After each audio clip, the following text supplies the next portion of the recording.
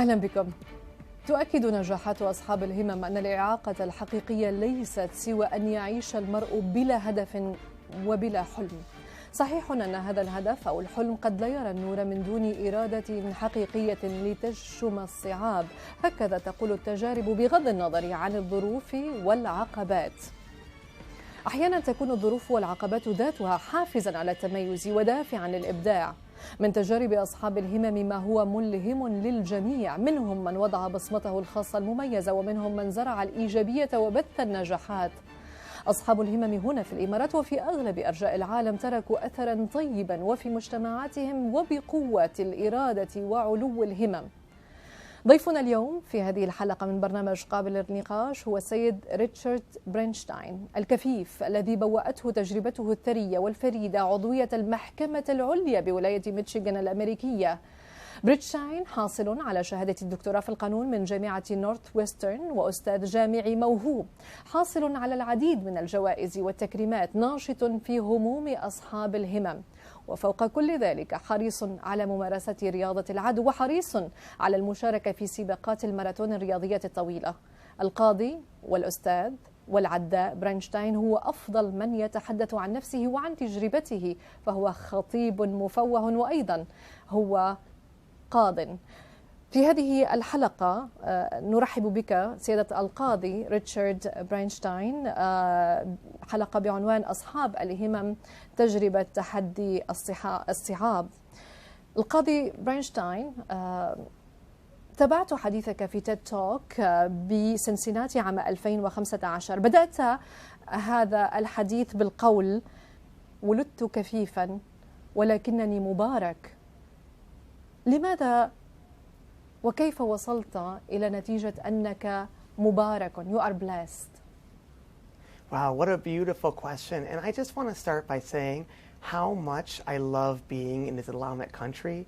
I just have to say, I have never experienced such warmth, such kindness, such love, such understanding. This is one of the greatest places I've ever been because the people could not be more helpful. They couldn't be kinder, and they have allowed this to be an incredible experience. So all I can say is I have never felt more welcomed and better hosted than I have since I've been here. So it's a blessing to be here. And in answer to your question, I believe that ultimately life is about experiences, and that God gives us our experiences for a purpose and for a reason. We don't have to like our circumstance. We don't have to like our situation. But if you're able to find meaning, if you're able to find purpose, if you're able to find understanding in why you were created and what you were sent to do, you can live a rich and fulfilling life. كم هو درس عظيم في جملة واحدة أعطيته لنا، كم هو ملهم هذا الدرس. ما زالت الدروس تتوالى في هذا الحوار مع السيد القاضي والأستاذ ريتشارد برنشتاين. ابقوا معنا، لا تذهبوا بعيدا.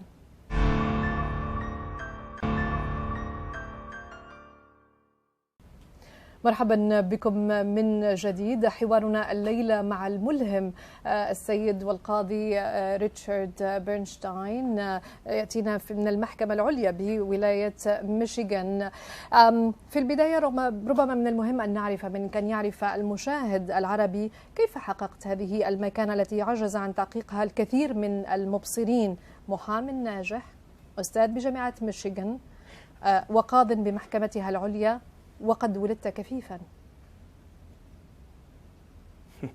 Well, I'm very grateful to the people of the state of Michigan, because what we do in Michigan is we elect our judges.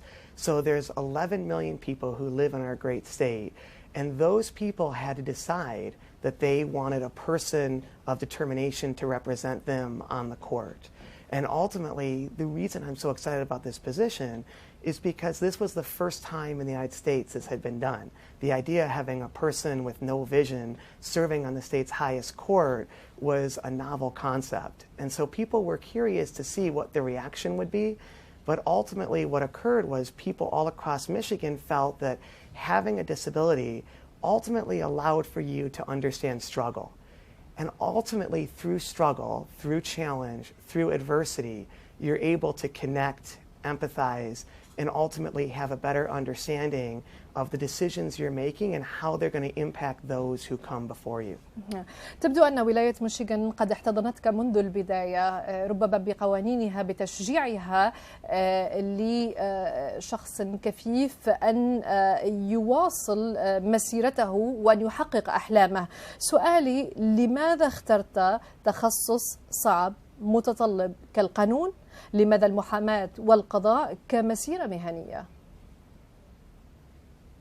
Well, I think that the reason I did that was because ultimately, you have a sense of justice. And ultimately, as we learn from the Quran, justice is a key component. It's a key commandment. It's a divine commandment and a divine command. And I think when you look at why it's a divine command is because it ultimately sets forth the concept of fairness. It sets forth the concept of how we live, how we interact, how we relate.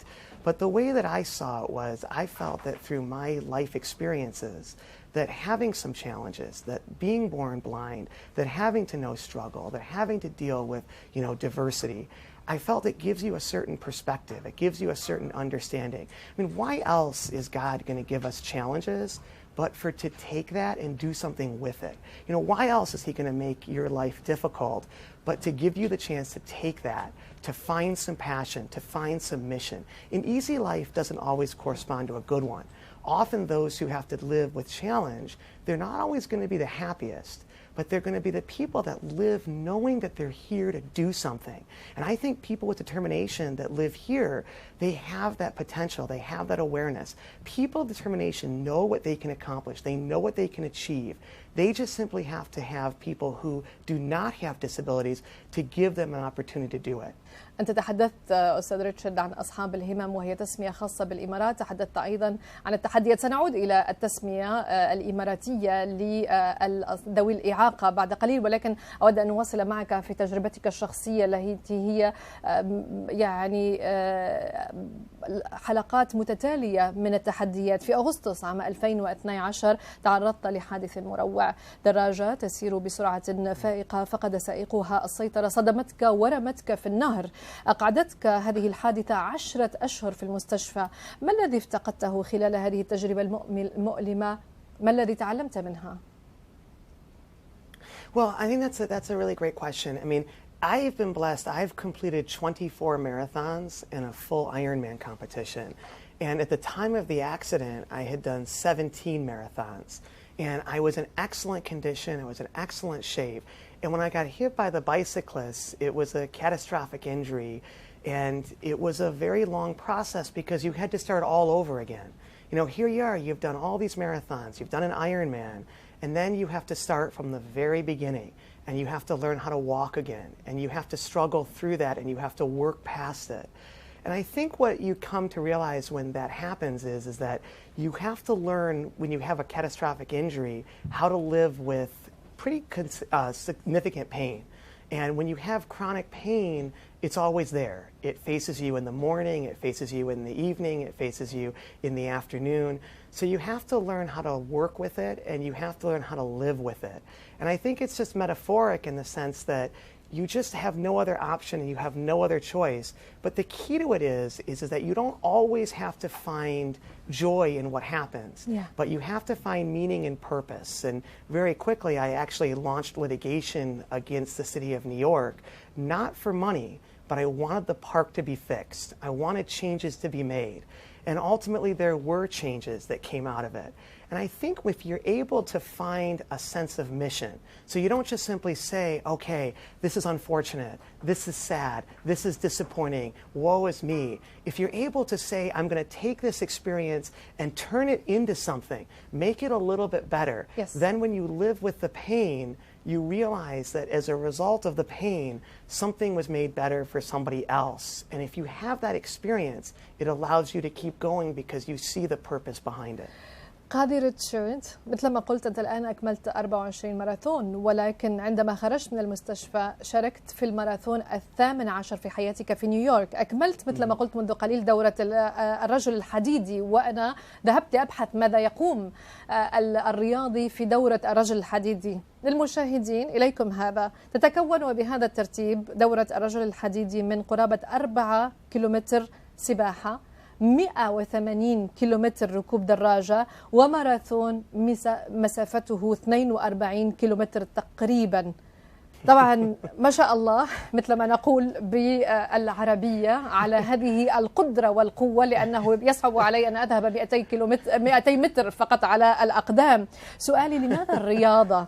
من هو الرياضي بالنسبة لك؟ I do it because it's my way of connecting with God. Everyone is looking for connection, and everybody is looking for a sense of peace. But the way I look for connection is, if you want to have a true belief in God, you have to do something where you feel pain, and you have to do something where you're anxious or you're nervous, and where the outcome is uncertain. And I want to paint a picture for you. When you do the Ironman, imagine swimming in a frigid body of water. It's 55 degrees. Imagine getting kicked in the face by all the other swimmers, and imagine having other swimmers becoming entangled and ensnared in the rope that connects you to your guide. And as they become entangled, the rope takes you below the surface, so you literally start to feel as though you're drowning. And you're not able to communicate with your guide because you're both underwater. And when you're in that situation, you come to find something, that people of determination, we might be mortal and our bodies might be infirmed. But what you will find about us is we have the strongest of spirits and the most powerful of souls. And we have a certain sense of resilience where we're able to separate from the fragility of the body and find our soul and our spirit, and allow for that to guide us, and allow for that to give us the opportunity to touch the heavens and reach the face of God. But ultimately, what you find when you're in a situation and you're a person of determination, we know that our bodies are fragile, but our souls are all powerful. And if you let the Spirit guide you, and if you let God be a part of it and give you that opportunity, you will be able to overcome the limitations of the body. You will be able to overcome the fear, overcome the anxiety, work through the pain, and allow for yourself to get through the mission and do the swim, do the bike, and do the run because you put your faith in God. ذكرتني بما قلته مرة في إحدى الحوارات: الجسد فان لكن الروح هي القوة. Absolutely. And I think the key is that it's easy to have a relationship with God when your life is going well, when you know great financial success, or when you're in perfect health. But I think the testament to a true and genuine relationship is when you have to go through some struggle and when things aren't working out as well as you had hoped, because that's when you put your trust in Him. And when you're not comfortable and when you're not scared, that's when He'll guide you the most. And so ultimately, when you do an Ironman, when you do a marathon, and you're facing the pain that comes with that last 7 miles of a marathon, and you feel it going through your entire body, you come to realize in life, if you have an injury, if you're dealing with the challenge of pain, if you're dealing with the struggle, if you're dealing with adversity, what you come to find at certain moments, at certain times, is that you reach a point when you simply can't focus on just trying to get over it. You have no other option but to just get on with it. And I will put this forth, this conjecture, I really believe this. I really believe that the people who live, who are people of determination, who have to struggle each and every day, I believe that they will get more out of life because they understand what they're sent here to do, and they understand that it's not going to be easy, but they refuse to give up, and they have a connection and a relationship and an understanding and an empathy and a compassion that only comes from that personal experience that God gives them. هل تساءلت ريتشارد في أي مرحلة من هذه المراحل الصعاب، من هذه التحديات، لماذا تحدث الأمور السيئة للناس الجيدين؟ I think that that's the essential question. Why do bad things happen to otherwise such good people? But I would say that, you know, as I kind of look back to the way I live, I think ultimately for people of determination, dreams get replaced by wisdom. So you have a genuine understanding of how the world works, and you have a genuine understanding of the fact that ultimately you live with adventure. So I could have had a more traditional life. Had I been born with sight, my life would have been easier, but it wouldn't have been as exciting. I wouldn't be with you right now. I wouldn't have the chance to be in the UAE. I wouldn't have the opportunity to spend time with other people of determination. My life would just be more standard. It would just be more basic. So ultimately, it creates an incredible sense of adventure. It creates an incredible sense of excitement, an incredible sense of enthusiasm. And every day, you get to live with a real sense of meaning. The other thing that I have to say that is so exciting, especially about being an Islamic country, is that, think about it, when you're blind, you have to rely on people. You can't do anything without the help of other people.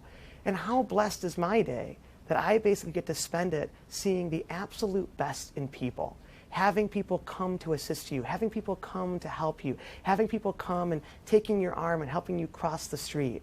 I get to see the absolute best in human nature, and I get to see the best in the world. قاضي ريتشارد، ربما أنت تعتقد وترى هؤلاء الناس الذين يساعدونك، ولكن حقيقة أنت تساعدنا جميعا. أنت درس بالنسبة لنا. بعد الفاصل سنتحدث عن أصحاب الهمم من منظور القاضي برنشتاين الطموح الكبير. ابقوا معنا.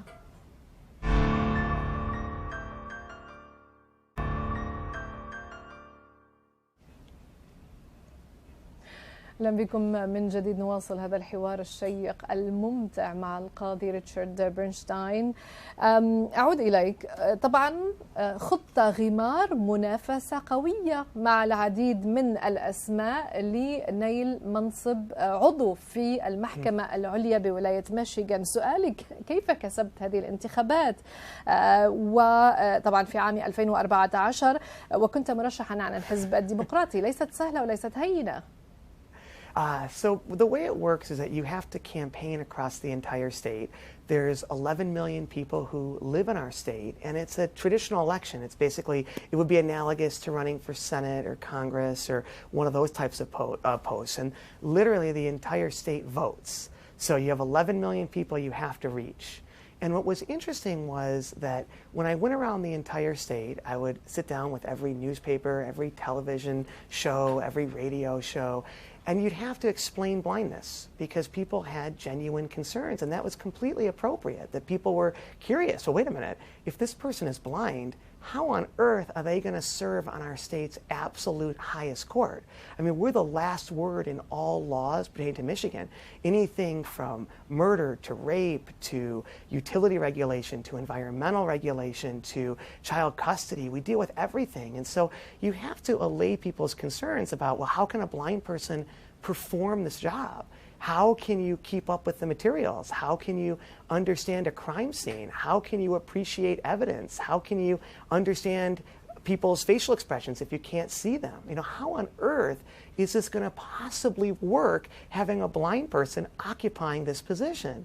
And what's great is because it's an elected position, it's up for the people to make that decision. And I went around the entire state and would connect with people. And what they found was that generally people of the state of Michigan said, you know what, I want a person of determination to occupy this position because a person of determination understands what it's like to have a hard life. And they can relate to the challenges and difficulties that my family is facing. My child gets bullied at school. My parents are living in an assisted living facility. I can't afford to make my house payments or my car payments. So they believed that ultimately having somebody who had to go through these difficulties allowed for them to have a better appreciation of the challenges and difficulties that people in Michigan were facing. And they felt that that understanding and that appreciation of difficulty would be the best person who could serve their interests and their concerns on the court. And basically the people of the state of Michigan said, we want this blind person to have this position. We want him to have a chance. We want him to have a voice because we believe that by doing that, he'll be able to represent us. كم هي رائعة هذه التجربة التي قدمت لك، ستكون أكيد ملهمة لأشخاص آخرين ليتبعوا نفس هذا المسار القضاء ومسار القانون. أنت واحد أيضا القاضي ريتشارد من القضاة الذين رفضوا الطعونة التي قدمتها حملة الرئيس السابق دونالد ترامب في نتائج الانتخابات الرئاسية الأخيرة. كيف عشت أنت وزملائك في المهنة هذا الفصل غير المسبوق في محاولة السياسيين استعمال القضاء من أجل مصالحهم الانتخابية؟ I think what you find with the U.S. judicial system is, especially when you have an elected position, is judges take their job very seriously, very seriously. We are an independent branch, and we realize that people look to us. So it is absolutely critical that judges maintain the credibility of the judicial system. And I think what you will find as you kind of look back at history and look at the challenges that the U.S. has faced ultimately all throughout history is I think you will find that the judiciary, which is as they call the third branch, which is the most independent branch, has always held up. And for all intents and purposes, people have always looked at judges as being fair, as being equitable, as following the law. And I think it's critical that when you become a judge, you take that seriously and that you take that oath seriously, because ultimately people are looking to justices to be fair, and they have to see you as being fair, and they have to see you as not partial. They have to see you as not biased. They have to see you in that manner. And the credibility of a judge is essential. So no matter how inflamed the case is, no matter how intense the case is, no matter how emotional the cases get, judges will follow the law, yes, and they will follow the facts, and they will do what needs to be done, no matter how popular or unpopular it is. That is the job and that is the role of being a high court judge. القاضي في نهاية الأمر هو إنسان يحمل أفكار، يحمل مشاعر، يحمل قناعات. كيف يفصل هذا القاضي نفسه عن القضايا التي ينظر فيها ليطبق القانون بتجرد أولا، أم أن شخصية القاضي حضورها في أحكام القاضي وتوجهاته وأحكامه النهائية؟ It does, and ultimately your personal experiences are critical, because ultimately people are electing you based on the experiences that you bring to it. There's 6 other justices on my court. As the only blind person on the court, you're able to bring a perspective that otherwise has been overlooked. You're able to talk to people about things that they might not have thought of. You're ultimately there because of your life experiences. If you have 7 people who are exactly the same, then issues and concerns are going to get lost. You have to have diversity, because it's only through that concept that all voices are heard when you're sitting at the table. But I will tell you, any good judge, and what you have to realize is the kind of decisions I make, you're dealing with people's freedom. Whether someone's going to spend their entire life in prison comes up to my court, and there's nowhere to go after my court. Whether a parent will ever see their child again, that's a decision that's going to come to my court. How the environment is used, how companies operate. You're dealing with taxation cases where basically you're dealing with billions of dollars of revenue. And, you know, if you rule in one way, it can affect schools and police and fire. If you rule in a different way, it can affect people's jobs. So every single decision that you make is going to have incredibly impactful consequences on the people that are being affected of the decisions that you're ultimately making. So any good judge is always going to have reservations, and any good judge is always going to have sleepless nights, and any good judge is always going to wonder if the decisions that they've made are the correct ones. هذا يجعلني أود أن أطرح، هل هناك قضية أبقتك يعني متيقظا طيلة الليل؟ هل هناك قضية كان فيها تحدي كبير بالنسبة لك؟ I will tell you that all the cases really are big challenges. But I will say this, is that there was one case that ultimately, and every judge looks back, and the thing that I am always focused on is any case where you could have a potential wrongful conviction. And that's something that I'm very, very focused on. And unfortunately, those are the kind of things that do happen in the United States, where you have people who are innocent that are wrongfully convicted. And it's unfortunately not uncommon. And that's why you have to have really good judges who go through the case pleadings and who go through the files. And remember, I'm on the highest court, so it's my job to review everything that happens at the lower courts. Yeah. And if you see something wrong, if you see something that doesn't make sense, it's our job to make sure that that gets investigated and looked into. And there was one case that, ultimately when you ask, why do you do this job? Why do you put up with the sleepless nights? Why do you work 12 hours a day? Why, as a blind person, when it takes one person an hour to do something, it takes you 5 hours? Sure. Why do you put up with the stress? Why do you go through an election? Why do you deal with the anxiety? Why do you take on a job like this and a responsibility like this? Why would you do this? And there are certain cases that come up that define the position. And there was a case that I ultimately wrote the opinion on where you had 2 young men who were sentenced to life in prison without the possibility of parole. And they were innocent. They had nothing to do with the crime. And I was honored to have the opportunity to write the decision that allowed for them to have their freedom. And ultimately, when you have a case where you're able to give someone their freedom back, now again, these people had spent over 15 years in prison, so their lives are never going to be the same. But you're at least making someone's life a little bit better than it was. And you're at least allowing for someone to return back to their family and back to their community. And when you see 2 young people who unfortunately have lost many years getting released from prison and going back into society and hopefully will have an opportunity to live the remainder of their years in a productive fashion, it's worth it. When you sign that order and a person walks out of prison who was wrongfully convicted, those are the decisions that you have a chance to make that ultimately have a real impact on people's lives.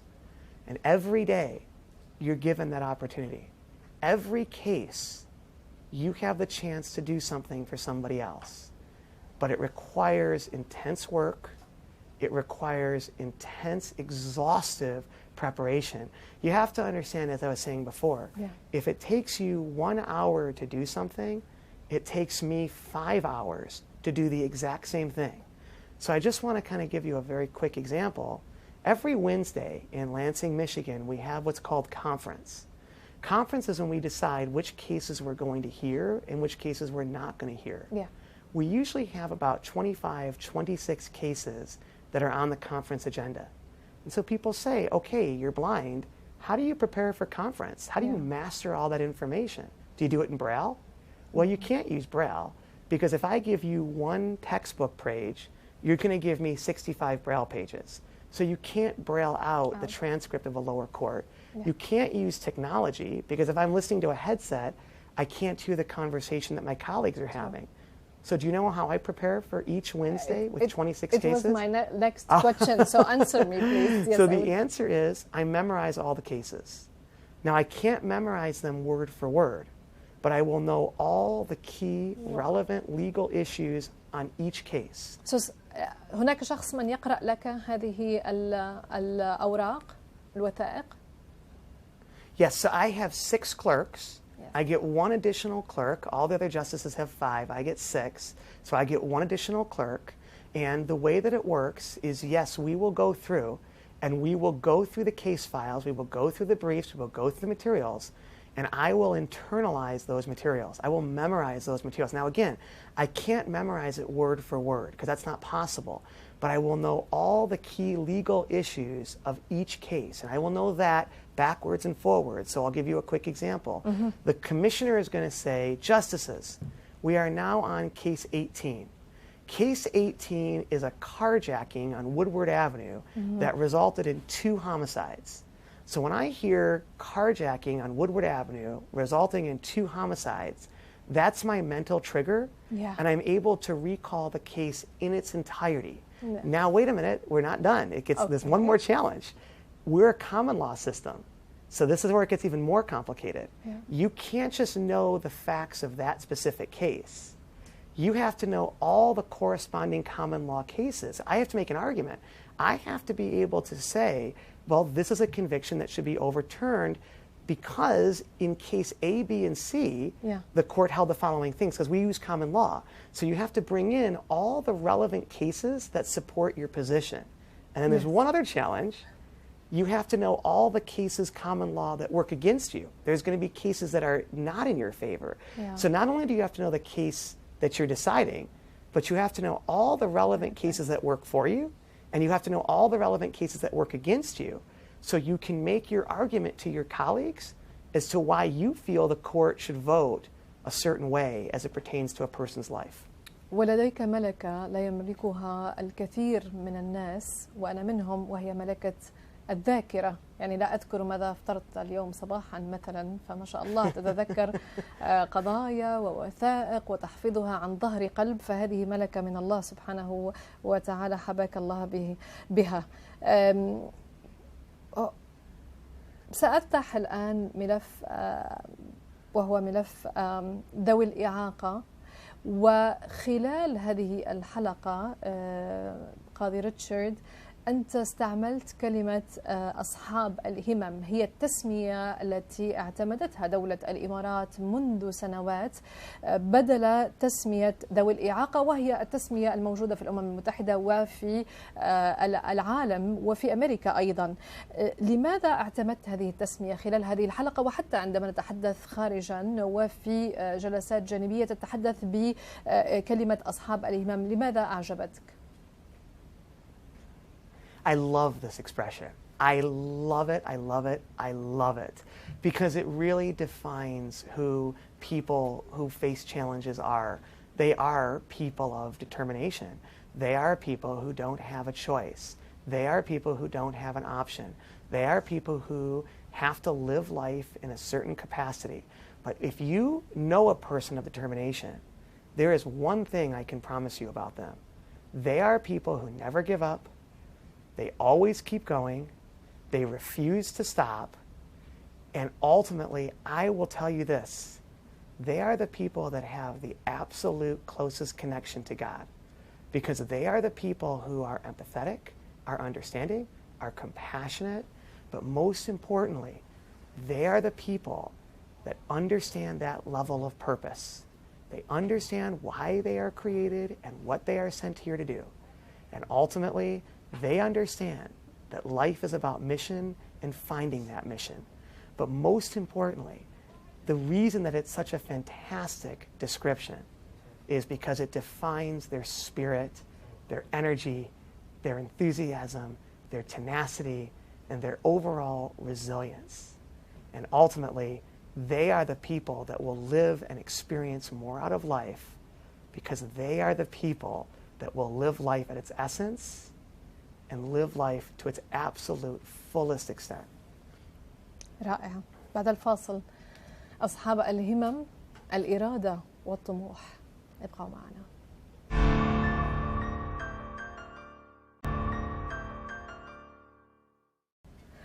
أهلا بكم من جديد. نواصل هذا الحوار مع القاضي ريتشارد برنشتاين، عضو المحكمة العليا الأمريكية بولاية ميشيغان. أعود إلى الحوار معك أستاذ ريتشارد. أنت أيضا إذا ناشط، والناشط متحمس جدا لإنصاف أصحاب الهمم. في الولايات المتحدة الأمريكية 85% منهم عاطلون عن العمل. ما المطلوب من الحكومات، من المجتمع، لتحقيق إدماج هؤلاء في مختلف القطاعات؟ I think the key to that is that you have to recognize the potential. You have to recognize that these are people that can add tremendous amounts to your society, to your culture, to your business. These are people that have incredible understandings and appreciation of the world. These are people that have amazing gratitude. These are people who have boundless energy and enthusiasm.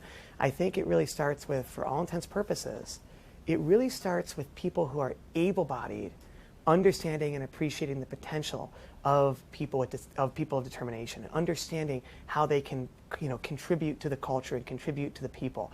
What you have to really focus on is you have to give people a chance all through education. You have to find educational opportunities, but you have to have teachers that believe in them. You have to have families that believe in them. You have to have relatives that believe in them. You have to have them out in public and doing things. You have to have people in determination out and about They have to be intermixing with the community. They have to be doing things as much as possible. They have to be public. They have to be seen. They have to be on the streets. They have to be on the buses. They have to be in the malls. They have to be in restaurants. They have to be in schools. They have to be in jobs. I think the key is that you have to start with the families. And the families have to take the position that my person of determination is going to change the world, that my person of determination was sent here to make things better.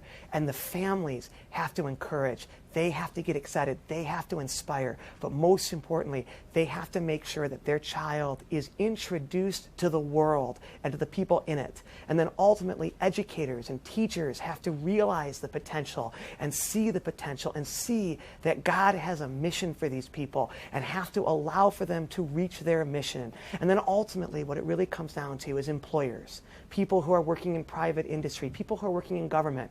What it really comes down to is taking a chance, saying, okay, here is a person who's different. Here's a person that this is going to be a little bit more difficult. This is going to be a little bit more challenging. It's not going to be as simple, but it involves taking a chance, taking a risk, providing an opportunity to someone that you might not, but say to yourself, okay, I'm going to take a chance on this. But when you do, you will be rewarded in ways that you can't even begin to imagine. صحيح. هل ترى أن أصحاب الهمم بحاجة للتمييز الإيجابي لحمايتهم، لتمكينهم، لتسهيل الخدمات عليهم في أي مجال؟ مجال التعليم، مجال الصحة، في الوظائف؟ هل ترى أن الصحة في الوظائف؟ هل ترى أنك مع التمييز الإيجابي؟ Absolutely, because you have to start in that manner. You have to create opportunities for folks, and ultimately you have to give incentives to employers, because an employer who says, I'm going to hire a blind person is basically saying, look, I'm willing to take someone who ultimately it's going to require some work, it's going to require some energy, and it's going to require some effort on their part. So you have to give incentives. You have to create opportunities. You have to allow for employers to basically realize that, okay, this is positive, but everyone needs a little encouragement because you're going in a direction that you might not have gone as an employer. So it's really helpful if the government says, look, we're going to encourage you to do this. So we're going to find ways for you to do this. We're going to work with you collectively. And in fact, in the United States, the vast majority of people with disabilities work in government. And the reason we do that is because the government provides those opportunities. The government basically is willing to put in those incentives. And the government says, listen, we're big enough, we're strong enough, we have enough resources that we can give the accommodations that are necessary. And in many situations, it really works out well. And I'll just say, for example, as a Supreme Court Justice for the state of Michigan, I was elected. I wasn't appointed. If this had been an appointed process, a committee, they would never have given me this job because they would have said, oh, that person of determination is so inspiring, but it's going to be too difficult. But because I was elected, the courts had to modify. They had no choice but to do it. And you know what they found when they did it? It made the court system work better for everybody. The accommodations and the things that were done to allow for me to succeed ultimately allowed for the entire 800 judges that work for the Supreme Court in the state of Michigan. It allowed for the entire system to become better and have a new perspective and a new understanding. There's an old saying, but a very true saying. What is good for the disabled is good for everyone. So if you make it better for disabled people, you are genuinely making it better for everyone. Look at the state of Michigan. Look at our court system. It works much better because you have a disabled judge at the top of the system. Now it works better for all judges, for all people that have to interact with the court system. It's better because there's a new perspective, a new understanding, a new awareness. أنت أستاذ ريتشارد مثال واضح أن المفهوم السائد عن الإعاقة هو خاطئ. بعض الأصحاء قد يتساءلون عن رؤيتك من الذي يعاني من الإعاقة فعلا، من هو المعاق فعلا؟ يعني كيف نعرف الإعاقة في مجتمع اليوم دون تنميط لفئة عريضة من الأشخاص without stereotyping? I think that the key to this is that ultimately you just have to look at the fact that when you're looking at, you have a lot of people of determination here. That's what you have to always kind of constantly be reminded of, right? Just because you don't see people of determination out and about doesn't mean they're not here. I promise you that if you talk to any family, they're going to know somebody that's a person of determination. they're going to have a relationship with someone who is a person of determination. I mean, if you just look at what happened in the state of Michigan, I mean, the simple fact that you have 11 million people, and I had to get a few million votes to basically win this election and to occupy this position shows that there's a lot of people who have this understanding and have that appreciation. Again, a show like this is revolutionary. The fact that we're talking about it, what I'm hoping while I'm here, and I hope to be here for a while, is when I have the chance to meet with your Supreme Court, which we're going to be doing this week, when I have the chance to meet with families, like we've been doing and we're going to continue doing, when I have the chance to meet with folks in government, with people in business, what's exciting is it's really one of those situations where they never thought these were things that were possible. You know, we're starting at a basic point where basically people are saying, wow, you know, this is really exciting. I mean, mothers will sometimes get very emotional because they say to themselves, I never realized that this is possible for my child. Yeah.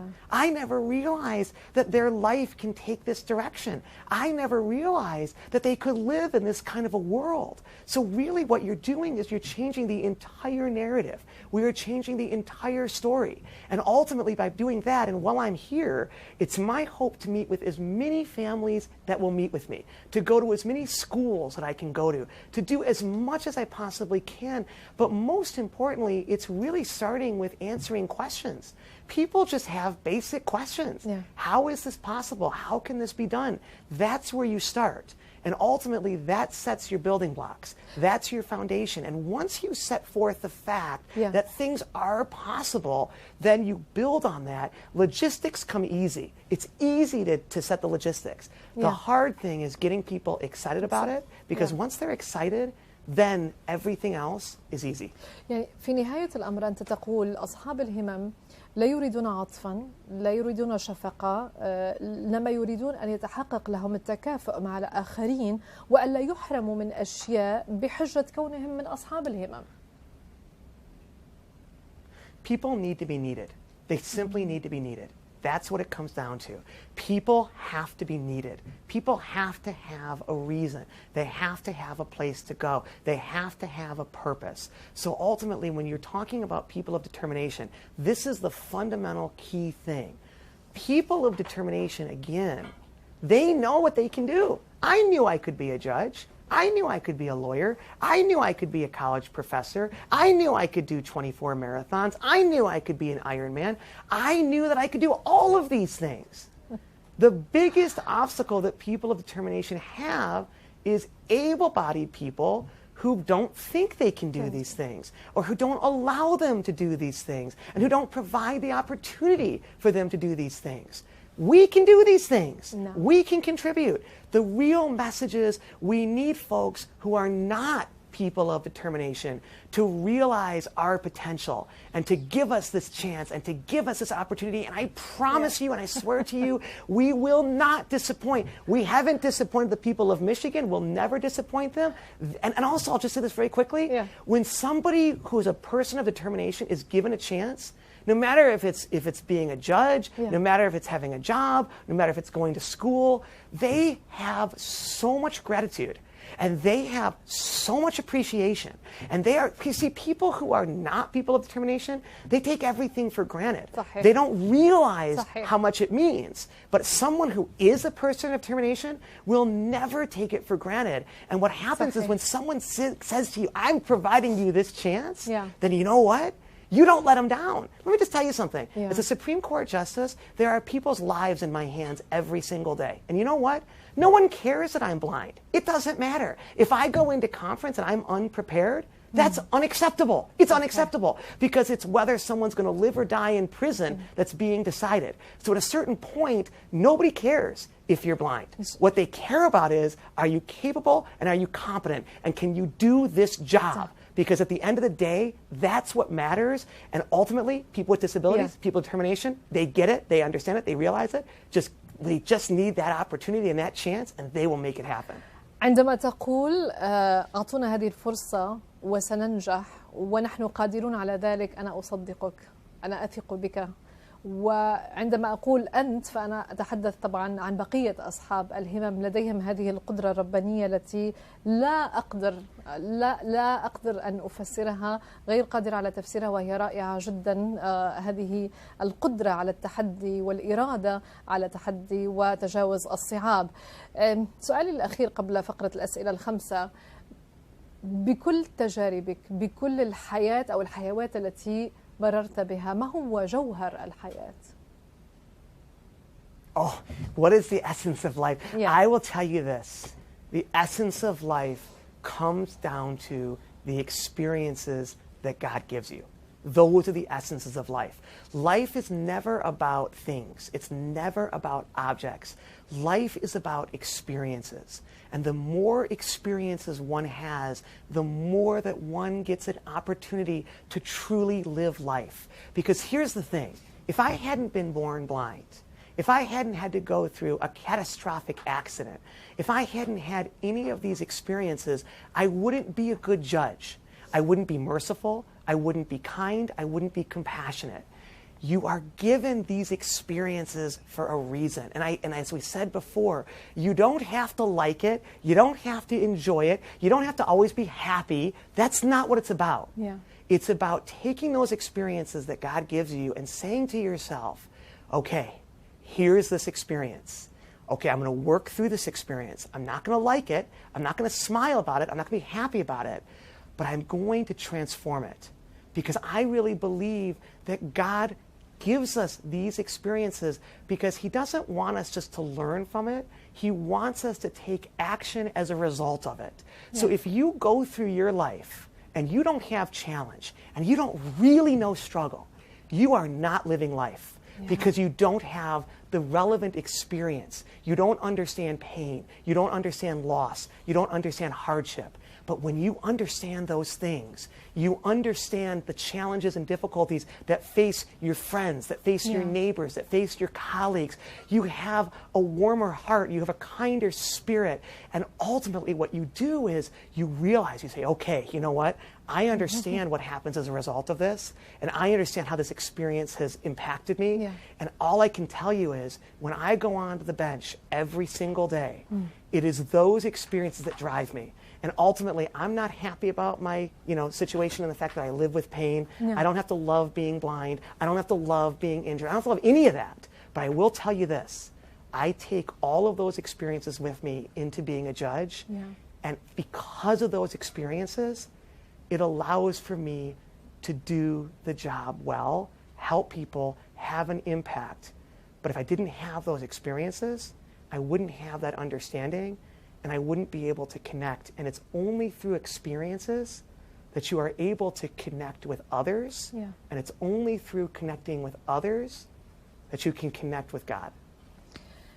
لا أريد أن أنهي هذا الحوار، ولكن للوقت للأسف حساباته الخاصة. سأنهي بفقرة الأسئلة الخمسة بعبارات مفردات تتطلب منك أستاذ ريتشارد إجابات مختصرة، وسأبدأ بالعدل. Justice, a divine command that has to equate to balance. المرأة. Woman, ultimately people of kindness, warmth, people who are merciful, people who are thoughtful, but ultimately people who bring balance to the world through their ability to connect and to nurture. الموسيقى. Music, inspirational, exciting, enthusiastic, passion, life. الجمال. Beauty, spirit, warmth, kindness. Without vision, you must see and appreciate a person's soul without being distracted by the physical. وسأختم بدبي. Dubai, incredible, energetic, optimistic, idealistic, boundless energy, the future. شكرا جزيلا لك على هذا الحوار الرائع، على هذه الدروس الملهمة منك أستاذ ريتشارد برنشتاين، القاضي عضو بالمحكمة العليا لأمريكا في ولاية ميشيغان. شكرا جزيلا لكم مشاهدينا. بإمكانكم متابعة هذه الحلقة والحلقات الماضية أيضا على موقع مؤسسة دبي للإعلام، على صفحة البرنامج على الفيسبوك وتويتر ويوتيوب. أستودعكم الله وأتمنى أن تكون هذه الحلقة ملهمة لكل من تابعها. تصبحون على خير.